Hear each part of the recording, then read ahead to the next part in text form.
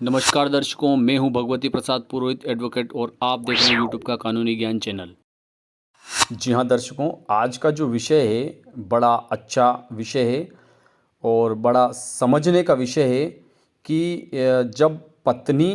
पति के साथ नहीं रहना चाहती, पत्नी पति के साथ नहीं रहना चाहती, अर्थात जो पत्नी है, जो महिला है वह ससुराल नहीं जाना चाहती है या फिर पति जहाँ रहता है उस पति के साथ में नहीं रहना चाहती है। तो ऐसी स्थिति में जो पति है वह पति कैसे और क्या कार्यवाही उस पत्नी के विरुद्ध कर सकता है। साथ ही साथ आज के वीडियो में हम यह भी जानेंगे कि यदि कोई पति पत्नी को साथ नहीं रखना चाहता है, कोई पति जो है वह पत्नी को साथ नहीं रखना चाहता है, तो ऐसी स्थिति में वह पत्नी उस पति के साथ में रहने के लिए किस तरीके से और क्या कार्रवाई कर सकती है। तो इन दोनों कार्रवाइयों को आज हम इस वीडियो के माध्यम से समझने जा रहे हैं। तो आइए वीडियो को शुरू कर लेते हैं। देखिए, किसी भी महिला का किसी भी पुरुष के साथ या किसी भी पुरुष का किसी भी महिला के साथ यदि विवाह होता है तो दोनों पक्षों का परम कर्तव्य बनता है कि वे दोनों एक दूसरे के साथ में रहकर अपने दाम्पत्य संबंधों का निर्वहन करें। लेकिन यदि उनमें से कोई भी पक्ष बगैर किसी कारण के दाम्पत्य संबंधों का निर्वहन करने से वंचित रहता है, तो ऐसी स्थिति में व्यथित पक्ष जो रहता है वह जो अन्य पक्ष है उसके विरुद्ध न्यायालय में कार्यवाही संस्थित कर सकता है। संस्थित से मतलब है प्रस्तुत कर सकता है। तो उसी कार्यवाही को हम आगे इस वीडियो में समझने जा रहे हैं। अब देखिए, यहाँ हम उदाहरण के माध्यम से ऐसे समझ लेते हैं कि अ पति है और ब जो है वह पत्नी है। अब अ और ब दोनों का विवाह हो जाता है। अब होता ये है कि अ जो है पति जो है इसके साथ में ब जो पत्नी है वह आकर निवास नहीं करती है या फिर एक दो बार आती है और उसके बाद में फिर वापस से उसके पियर चली जाती है और फिर कई प्रयास करने के बाद में भी अ के साथ में आकर ब निवास नहीं करती है। तो ऐसी स्थिति में अ जो है वह ब के विरुद्ध न्यायालय में कार्यवाही संस्थित कर सकता है। अब किस न्यायालय में कार्यवाही संस्थित करेगा, तो वह एक जो कार्रवाई जो संस्थित करेगा वह कार्रवाई जिला न्यायालय में संस्थित की जाती है। तो अ जो है वह जिला न्यायालय में ब के विरुद्ध कार्यवाही संस्थित कर सकता है। इसी प्रकार यदि अ जो है वह ब को नहीं रखना चाहता है तो ब भी अ के विरुद्ध कार्रवाई कर सकती है। अब ब जो कार्रवाई करेगी वह कार्यवाही कौन से न्यायालय में पेश की जाएगी, तो जिस तरीके से अ के द्वारा जिला न्यायालय में कार्यवाही की जाती है उसी प्रकार ब के द्वारा भी जिला न्यायालय में ही कार्यवाही की जाएगी। अब हम एक बात और समझ लेते हैं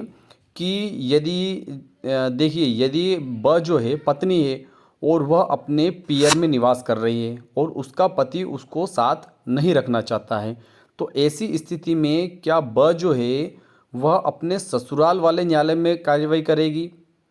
तो इस ऐसी स्थिति में जो ब है वह अपने पियर के सीमा क्षेत्र में जो न्यायालय लगता है उस न्यायालय में अपने पति के विरुद्ध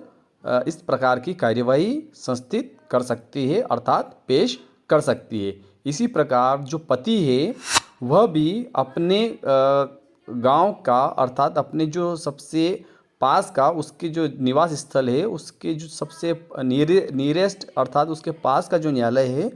उसके सीमा क्षेत्र में जो न्यायालय आता है या जिस न्यायालय की सीमा क्षेत्र में वह निवास कर रहा है उस न्यायालय में अ जो है वह कार्यवाही संस्थित कर सकता है। अब हम यह जान लेते हैं कि दोनों पक्षों की ओर से या दोनों पक्षों में से किसी भी पक्ष की ओर से जो कार्यवाही पेश की जाएगी वह कौन से कानून में और कौन सी धारा के तहत पेश की जाती है। तो देखिए, जो कार्यवाही पेश की जाएगी वह हिंदू विवाह अधिनियम की धारा 9 के तहत कार्यवाही पेश की जाएगी। अब आगे हम इसको जान लेते हैं कि इस कार्यवाही में क्या क्या प्रक्रिया रहती है। तो देखिए, किसी भी पक्ष के द्वारा, वह चाहे अ भी हो सकता है या ब भी हो सकता है, अर्थात पति भी हो सकता है या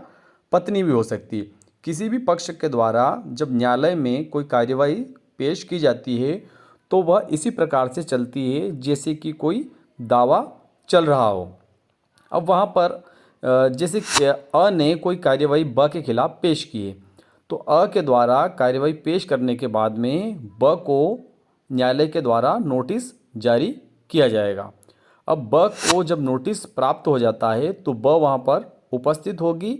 और ब को अपनी ओर से उस प्रकरण में जवाब पेश करना होगा। फिर दोनों के जवाब पेश होने के बाद में दोनों की ओर से प्रकरण में साक्ष्य अंकित की जाती है, अर्थात न्यायालय जो है दोनों पक्षों की साक्ष्य एकत्रित करता है। इस प्रकरण में जिसको अनावेदक बनाया है, जिसे हम समझ रहे हैं कि अ ने प्रकरण पेश किया और ब को अनावेदक बनाया, तो वहाँ पर ब को यह बताना पड़ेगा कि ब जो है किस कारण से अपने पियर में निवास कर रही है, अर्थात अपने पिता के घर निवास कर रही है, उसका उचित कारण ब को बताना पड़ेगा। यदि ब जो है वह उचित कारण बताने में असफल रहती है तो ऐसी स्थिति में प्रकरण जो है वह अ के पक्ष में हो जाएगा और न्यायालय के द्वारा आदेश पारित कर दिया जाएगा कि अ जो है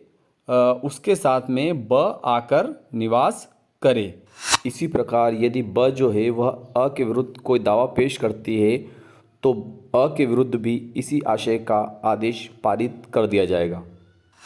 यदि अ या ब के द्वारा कोई दावा पेश किया जाता है और उसमें यदि अन्य पक्ष उपस्थित नहीं होता है तो ऐसी स्थिति में न्यायालय के द्वारा एक पक्षीय आदेश पारित कर दिया जाएगा, अर्थात केवल एक ही पक्ष को सुनकर आदेश पारित कर दिया जाएगा। और हाँ, एक पक्षीय आदेश जो होता है वह हमेशा अक्सर मतलब अधिकतर जो होता है वह आवेदक के पक्ष में ही होता है। जिसने आवेदन पत्र प्रस्तुत किया है उसी के पक्ष में आदेश होने की अधिक संभावना रहती है, क्योंकि जिस पर आरोप लगाया गया है कि वह बिना किसी कारण के दाम्पत्य सुखों से वंचित कर रहा है वह पक्ष उपस्थित नहीं होता है और उसी की जवाबदारी रहती है कि वह यह सिद्ध करे न्यायालय में आकर कि वह किसी वैध कारण से या उचित कारण से जो है आवेदक के साथ में निवास नहीं कर पा रहा है। और ऐसी स्थिति में यदि वह स्वयं उपस्थित नहीं होता है तो न्यायालय के द्वारा यह मान लिया जाता है कि आवेदक ने जो आवेदन पत्र प्रस्तुत किया है वह सही प्रस्तुत किया है।